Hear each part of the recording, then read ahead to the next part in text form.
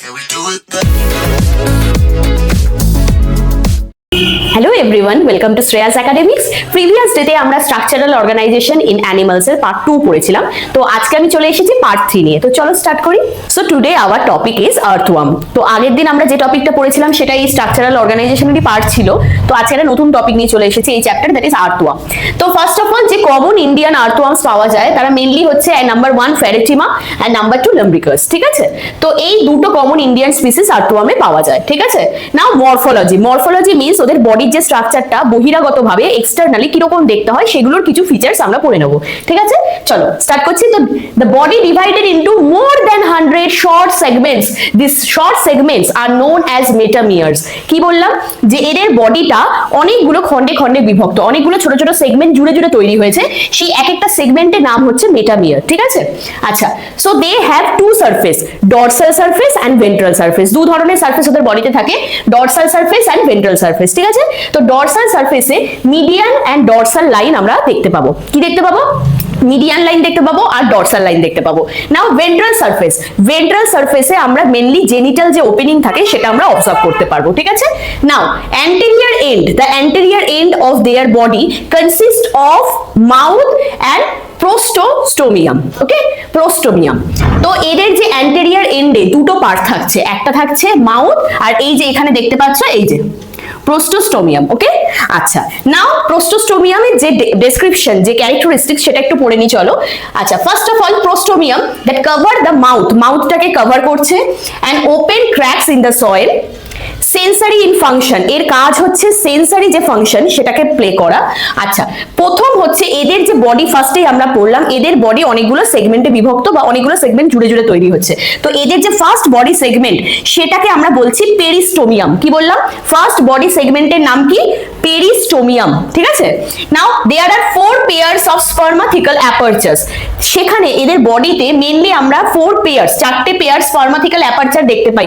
কততম সেগমেন্টে থাকবে? 5th to 9th সেগমেন্টের মধ্যে আমরা দেখতে পাবো, ঠিক আছে? 5th to 9th সেগমেন্টের মধ্যে আমরা দেখতে পাবো। আর সিঙ্গেল ফিমেল জেনিটাল পোর আমরা অবজার্ভ করব, কততম সেগমেন্টে থাকবে? In the 40th segment, 40th সেগমেন্টে আমরা দেখতে পাবো। আচ্ছা, নেক্সট হচ্ছে a pair of male genital pore আমরা দেখতে পাবো 80th সেগমেন্টে। আগেরটা কত সেগমেন্ট ছিল? 40th সেগমেন্ট, আর এটা হচ্ছে 80th সেগমেন্ট। নাও হেয়ার লাইক সিটি এদের বডিতে প্রেজেন্ট আছে, সেটা আমরা অবজার্ভ করতে পারবো। নাও নিউমেরাস মাইনিউট পোর্স, ছোট্ট ছোট্ট মাইনিউট মানে খুব ক্ষুদ্রাকার পোর্স থাকবে এদের বডিতে, যাদেরকে বলা হয় নেফ্রিডিও পোর্স। কি নাম বললাম? নেফ্রিডিও পোর্স, ঠিক আছে? that open on the surface of the body. আচ্ছা, এই যে নেফ্রিডিও পোর্স যেটা বডি সারফেসে ওপেন হয়, ক্লোজ হয়, এটার ফাংশন কি? এক্সপেল নাইট্রোজেনাস ওয়েস্টটাকে বডি থেকে বাইরে বার করে দিতে সাহায্য করছে কে? নেফ্রিডিও পোর্স, ঠিক আছে? আচ্ছা, এখানে আমরা দেখতে পাচ্ছি মাউথ ওপেনিং রয়েছে, এটা হচ্ছে মাউথ ওপেনিং, এটা হচ্ছে প্রোস্টোস্টোমিয়াম, আর এই যে ফার্স্ট যে বডি সেগমেন্ট সেটার নাম কি বলেছিলাম? পেরিস্টোমিয়াম, ঠিক আছে? তো এই তিনটে স্ট্রাকচার আমরা দেখলাম। এবার নেক্সট পার্টটা আমরা পড়ে নেব। তো আর্থওয়ার্মের যে অ্যানাটমি, ফার্স্ট স্টার্ট হচ্ছে অ্যানাটমি। তো সেই অ্যানাটমির যে ফার্স্ট বডি ওয়ালের যে স্ট্রাকচার সেটা আগে ফার্স্ট আমরা জেনে নেব, ঠিক আছে? তো সেখানে বডি ওয়ালের যদি আমরা লেয়ার্স দেখি, সেখানে আমরা দেখতে পাচ্ছি there are mainly 3 layers, okay? How many layers are there? 3 layers, okay? Outer, middle and inner. Now the outer wall, that is thin non-cellular cuticle present there, okay? Now in the middle layer, that is the epidermal layer, the circular and longitudinal muscle are present there, okay? Now in the innermost, একদম ভেতরের যে লেয়ারটা থাকে সেটা কি রকম হবে? সেটা হচ্ছে সিলোমিক এপিথেলিয়াম, ঠিক আছে? আচ্ছা, তো আমরা এখানে বডি ওয়ালে দেখতে পেলাম যে 3টে লেয়ার, আউটার, মিডল আর ইনার, ঠিক আছে? আচ্ছা, এখানে যে এপিডার্মিস আমরা দেখতে পাচ্ছি, the epidermis is made up of how many layer? Single layer, একটা লেয়ার দ্বারা তৈরি হচ্ছে এই এপিডার্মিস, ঠিক আছে? Of columnar epithelial cells content secretory gland cells. তো এই যে সিঙ্গেল লেয়ারটা তৈরি হচ্ছে এপিডার্মিসে, সেটা কি জাতীয় কোষ দিয়ে তৈরি বা সেল দিয়ে তৈরি? That is columnar epithelial cells, যার কাজ হচ্ছে বা যার মধ্যে যে গ্ল্যান্ড সেলস গুলো থাকে সিক্রেটরি গ্ল্যান্ড সেলস, ঠিক আছে? আচ্ছা, এবার যে এলিমেন্টারি ক্যানেল সেখানে আমি যাচ্ছি। তো এলিমেন্টারি ক্যানেল যেটা স্টার্ট হচ্ছে ওদের body first to last segment অবধি এটা পুরোটা এক্সটেন্ড হচ্ছে, ঠিক আছে? আচ্ছা, কি কি পার্ট দেখতে পাবো? ফার্স্ট আমরা মাউথ পাচ্ছি, নেক্সট আমরা একটা মাসকিউলার মাসল দিয়ে তৈরি একটা ফ্যারিংস পার্ট দেখতে পাবো, তারপরে ইসোফেগাস দেখতে পাবো, তারপরে হচ্ছে মাসকুলার গিজার্ড দেখতে পাবো। মাসকুলার গিজার্ড মিন্স হচ্ছে মাসল দিয়ে তৈরি। Grinding of soil particle and decaying leaves are present there. Now stomach, stomach in the stomach part, next part is stomach. Within the stomach we can observe some calciferous glands. Calciferous glands আমরা এখানে দেখতে পাবো and that can neutralize the humic acid. Okay, now intestine, after stomach we can observe intestine that is present that start from 15th segment, মানে 15তম segment থেকে start হচ্ছে এদের intestine, ঠিক আছে। Now short and conical caeca project from the intestine on the 26th segment, তার মানে এখানে একটা ছোট্ট কনিক্যাল শেপের সিকা থাকে যেটা প্রজেক্টিং মানে বাইরের দিকে বেরিয়ে থাকে, কোথা থেকে? ইন্টেস্টাইন থেকে। কততম সেগমেন্টে? 26th অফ সেগমেন্ট, ঠিক আছে। নাও 23rd টু 25th সেগমেন্ট, এখানে একটা প্রেজেন্স, একটা কিছু প্রেজেন্স আমরা দেখতে পাই। কিসের প্রেজেন্স দেখতে পাই? Presence of internal median fold, মানে ইন্টারনালি একটা ফোল্ড, একটা ভাঁজ দেখতে পাই, হ্যাঁ ঠিক আছে। ডরসাল ওয়ার্ড টাইফোসোল, ঠিক আছে, এটার নাম হচ্ছে ডরসাল ওয়ার্ড টাইফোসোল। আচ্ছা, টাইফোসোলের ফাংশন কি? টাইফোসোলের ফাংশন হচ্ছে ইনক্রিজ অ্যাবজর্পশন এরিয়া। অ্যাবজর্পশনের এরিয়া যতটা জায়গা জুড়ে থাকে সেই এরিয়াটাকে আরেকটু বাড়িয়ে দিতে সাহায্য করে এই টাইফোসোল, ঠিক আছে। তো কি বললাম? 23rd থেকে 25th সেগমেন্টে আমরা একটা ফোল্ড দেখতে পাচ্ছি ইন্টারনালি, যেটার নাম হচ্ছে টাইফোসোল, যার কাজ হচ্ছে অ্যাবজর্পশন এরিয়াটাকে ইনক্রিজ করে দেওয়া। আর এরপরে আমরা দেখতে পাবো অ্যানাস। তো আমরা পড়লাম elementary canal. In earthworm the circulatory system that is close circulatory system, not open, ঠিক আছে। And haemoglobin dissolved in the blood plasma, হিমোগ্লোবিনটা ব্লাড প্লাজমার মধ্যে পুরো ডিজলভ কন্ডিশনে মানে পুরো মেশানো অবস্থায় পাওয়া যায়, ঠিক আছে। ডিজলভ মানে গুলে যাচ্ছে জিনিসটা। And respiratory exchange occurs with the help of their moist body surface বা স্কিনও বলতে পারি।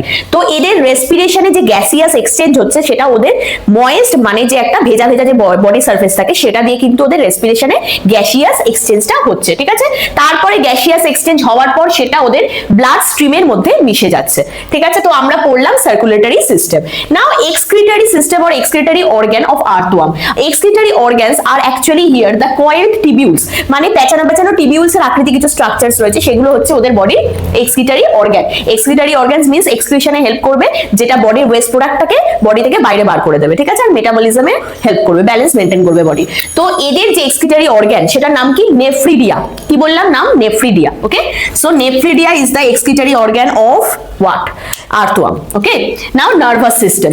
Nervous system এদের বডিতে ভেন্ট্রালি পোর্শনে পেয়ার্ড নার্ভ কর্ড দেখা যায়, ঠিক আছে, represented by ventrally paired nerve cord, ঠিক আছে। And sensory system does not have eyes, এদের সেন্সরি সিস্টেমে আইস বিলং করছে না, বাট তা সত্ত্বেও এদের সেন্সিটিভিটি রয়েছে, মানে সেন্সিটিভ অর্গানস রয়েছে। Like they possess light sensitive organ, touch sensitive organ, ঠিক আছে। লাইট সেন্সিটিভ অর্গান থাকছে, টাচ সেন্সিটিভ অর্গান থাকছে, এই দুটো দিয়ে ওরা পুরো পার্থক্য করতে পারছে। That means to distinguish the light intensity, মানে কতটা তীব্রতায় আলো পড়ছে বা মৃদু আলো পড়ছে সেটাকে ওরা পার্থক্য করতে পারছে। কারা? আর্থওয়ার্মরা, ঠিক আছে। Now chemo receptors which react to chemical stimuli. Chemo receptor মানে কি? অবভিয়াসলি নামে বুঝতে পারছি, রিসেপ্টর মানে গ্রহণ করে। কেমো, কেমো মিন্স কেমিক্যাল, তার মানে যে কিনা কিছু স্টিমুলাই, সেই স্টিমুলাই এর এগেইনস্টে মানে স্টিমুলাই এলে সেটা মানে এক্সাইটেড হয়ে যাচ্ছে, কিন্তু এখানে স্টিমুলাইটা কি হতে হবে? কেমিক্যাল, ঠিক আছে, তবে কিনা ও এক্সাইটেড হবে, অ্যাক্টিভেট হবে। তো কেমো রিসেপ্টরস, ঠিক আছে। তো আমরা পড়লাম নার্ভাস সিস্টেম, এক্সক্রিটারি অর্গান আর circulatory system. Now the reproduction of earthworm. So first of all, earthworms are hermaphrodite. What is the meaning of hermaphrodites?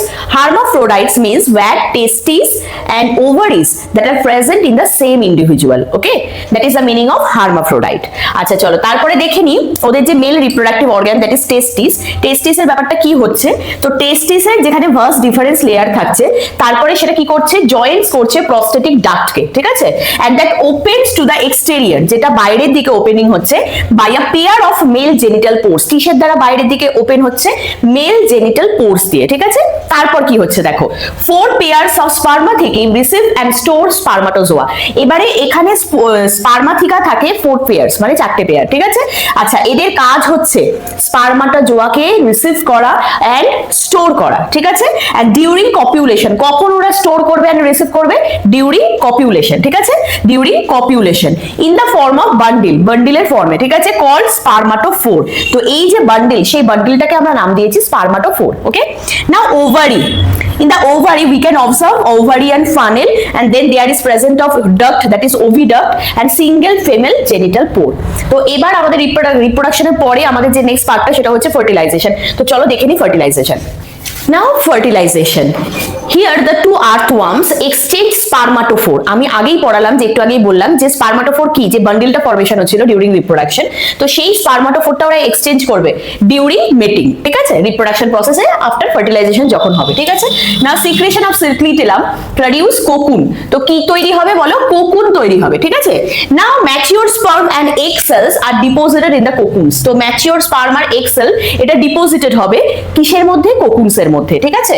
Now fertilization, here the fertilization that occurs within the cocoon and always the fertilization is external, মানে দেহের বাইরে ঘটছে, তার জন্য এটাকে বলা হচ্ছে external. আচ্ছা, after about 3 weeks each cocoon produce 2 to 20 baby worms with an average of 4। তার মানে 3 weeks মোটামুটি হয়ে যাওয়ার পর প্রত্যেকটা কোকুন থেকে 2 থেকে মানে 20টা বেবি কিন্তু ওয়ার্মস তৈরি হতে পারে, ঠিক আছে। আচ্ছা, নাও ডেভেলপমেন্ট ইজ ডাইরেক্ট। এখানে কিন্তু যে ডেভেলপমেন্টটা হচ্ছে সেটা কিন্তু ডাইরেক্ট ডেভেলপমেন্ট, ঠিক আছে। এখানে কোনো লার্ভা তৈরি হচ্ছে না, there is no larva that is formed, okay. Now they are the earthworms are called as what? They are called as the friends of farmer. তো ফার্মারদের ফ্রেন্ড বলা হয়। কেন ফার্মারদের ফ্রেন্ড বলা হয়? কারণ তারা মানে আর্থওয়ার্মরা কি করে অ্যাকচুয়ালি, যে সয়েলের মধ্যে ডিফারেন্ট যে লেয়ার্স গুলো রয়েছে তাদের যে এরিয়েশনটা সেটা বাড়িয়ে দেয়, মানে ওরা বারবার আপ এন্ড ডাউন করে, তো তার জন্য কি হচ্ছে যে পোর ক্রিয়েট হয়ে যাচ্ছে। আর যত পোর ক্রিয়েট হবে এয়ার মানে বিভিন্ন লেয়ারে সয়েলের, তো সেক্ষেত্রে কি হবে, সয়েলের মধ্যে অক্সিজেনটা ঢুকতে থাকবে, এয়ারটা ঢুকবে, তো গাছেরা যত বেশি এয়ার পাবে তো গাছেদের ডেভেলপমেন্ট ভালো হবে, তাই জন্য এদেরকে বলা হয় ফ্রেন্ডস অফ ফার্মার, ঠিক আছে। Now the process of increasing fertility of soil. তো যে প্রসেস দিয়ে আর্থওয়ার্ম সয়েলের ফার্টিলিটি ইনক্রিজ করছে সেই প্রসেসটাকে আমরা বলছি ভার্মি কম্পোস্টিং, ঠিক আছে। And they are also used as bait in game fishing. তো গেম ফিশিং এর ক্ষেত্রে কিন্তু আর্থওয়ার্মরা ইউজ হয়, ঠিক আছে। তো আমরা পড়লাম ফার্টিলাইজেশন। আজ আমরা আর্থওয়ার্ম পড়লাম, আমাদের আর্থওয়ার্ম চ্যাপ্টারটা শেষ হয়ে গেল। তো নেক্সট দিন আমরা পড়বো অ্যানাটমি অফ ককরোচ। তো আজ যদি তোমাদের আমার ক্লাস ভালো লেগে থাকে অবশ্যই লাইক, শেয়ার এন্ড সাবস্ক্রাইব করে দেবে। আমার সাথে থেকো, নেক্সট দিন ক্লাসে দেখা হচ্ছে। Thank you so much.